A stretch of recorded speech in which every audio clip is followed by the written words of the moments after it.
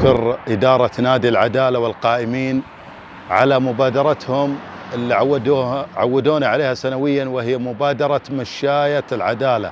ترى المبادرة طبعا ما بين جامعة الملك فيصل ونادي العدالة، فيها أطباء وفيها مدربين مختصين طبعا يشرفون على التدريب، وكل واحد له برنامج معين حسب ظرفه الصحي.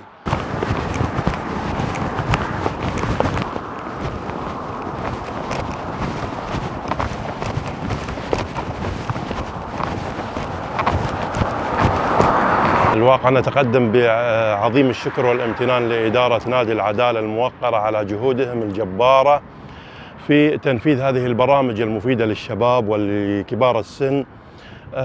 برنامج تلو برنامج الواقع، أنشطة متتالية ومتتابعة في النادي. بارك الله في جهودكم والله يوفقكم لكل خير إن شاء الله.